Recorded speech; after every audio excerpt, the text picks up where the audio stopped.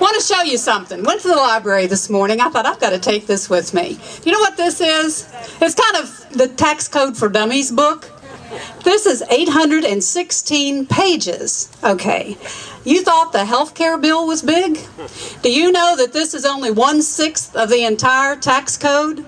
If you add all of the amendments, all of the ifs, ands, or buts, all of the laws that have ever been written in the tax code, 67,000 pages. That's almost obscene. That's the only word I can think of. And we think the health care is big. You know, we have to deal with this every single year. And dutifully, very dutifully, we hand over money to the federal government so that they can spend with impunity our money on whatever they want to hide in their bills. Are you with me? Yeah. They count on us not understanding it. How can you fight something that you don't understand? Would you agree? Yes. How many of you are so glad to see April behind you? Yes. And how many of you may still be struggling with taxes, even after April the 15th? Well, you know, even Tim Geithner didn't understand this. He had to use TurboTax, for crying out loud. And he kind of overlooked $46,000 because he didn't understand the tax code. You know, talk about putting the fox in the hen house. He's our new U.S. Treasurer. Hello.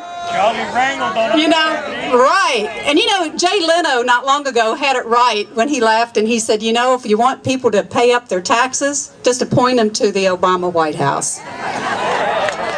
You know, it cost every American, all Americans probably, over $350 billion a year just to comply with this behemoth of a tax code. You know, with the savings that we could have when we implement the FairTax, if we could save just on that one aspect $350 billion, that would surely help pay for part of this health care that's needed to cover really no more than 12 to 17 million people that are truly uninsured and uninsurable. Now, how would you like a tax code that would let you take home 100% of your paycheck? Everything, nothing taken out of it. 100%. When you walk out the door, you've got it all. And your employer, God love you. How many are business owners out here? How would you like not to have to fool with corporate taxes, payroll taxes, FICA? You just pay your employee. Would that work for you? Okay. Well, this is what the FairTax is. It's a simple, comprehensive national consumption tax, a sales tax that's paid at the point of purchase for new goods and services. Now remember, I said new goods and services. If you purchase something that's been used, and this is federal tax, you pay no tax on it at all. If you buy a home that someone's lived in, there will be no federal tax bite out of it. And this replaces the current tax code. Please take that in. If you don't take another thing away from this, this is not a VAT tax, which is a value-added tax, which, by the way, they're talking about now. You're already paying a value-added tax. You're paying a tax on everything you purchase from the time it's manufactured till it goes on your table or in your car or whatever. That's a value-added tax. Now, they want to add another tax on top of that. It's not a flat tax, because a flat tax is still taxing and taking your income. When the FairTax is passed, you'll tell the government how much money you'll give them, because the tax is only paid when you purchase something. And there's an embedded tax, as I said, that the economists have determined to be about 25 to 26%. And every item that we purchase, every service that we purchase, when the FairTax is passed, that embedded tax comes out.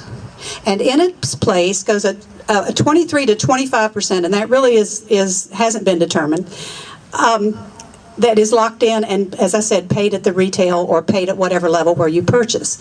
So it's a replacement. It's not added, and it's not a VAT tax, and it's not a flat tax.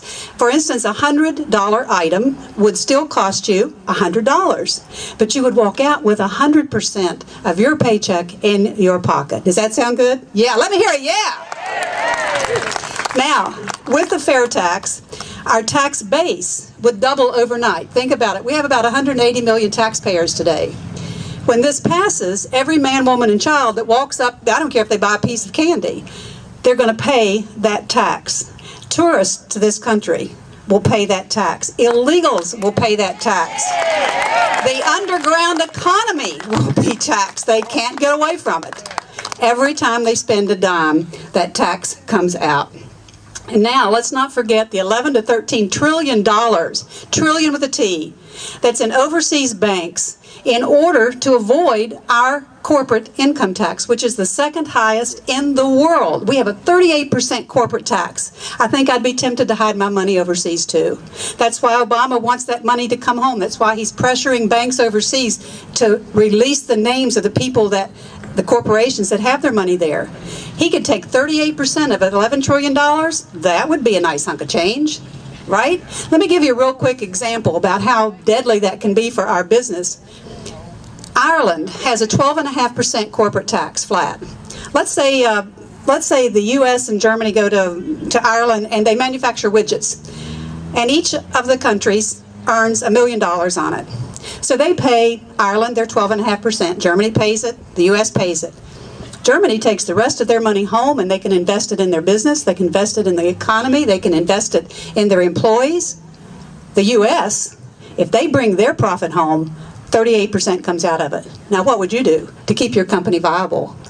Okay, so that money untaxed, if we could say bring it home, gosh, what would $11 to $13 trillion do for the economy today? It'd wipe out the deficit, right? Yeah, we need to bring it back. Okay. And if our corporations were the only companies that could sell into a global economy with no embedded price components in the pricing system, no one in the world could compete with us. No one. Businesses would have to come to this country to compete. They figure when the fair tax is passed, our economy will jump 5 to 10% the first year. Can you imagine what that would do for the economy today? And the seniors, hey, there's a lot of us out here. Hello. All right, you could take your money out of your IRA, your 401ks, tax-free. You could pass your farms, your businesses, your inheritance to your kids, tax-free. How many farms, businesses, and inheritances just have to be given up because the heirs can't afford to pay the taxes on it? That would all be gone under the fair tax. And the good part, to ensure that every family in the U.S. is reimbursed the taxes paid on goods and services up to the poverty level, a rebate check, they call it a prebate, would be mailed to every family in this country every month, dependent upon the number of people in the family. It doesn't have a thing to do with your income. Nothing. The poverty level today is about $24,600 for a family of 4. That means that family every month would get a check for about $475 a month. I'm single, I'm retired, so I would get about $196. Would you like to see that coming in every month? Heck yeah!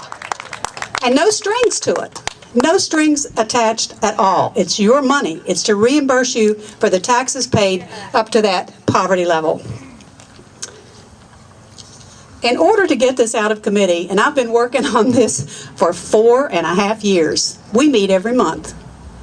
Our mission really is to educate and raise awareness about the fair tax and dispel the myths, because there's so many myths out there. People say it's going to be another 23% on top of what we're paying. Well, that's the biggest myth of all. It's not.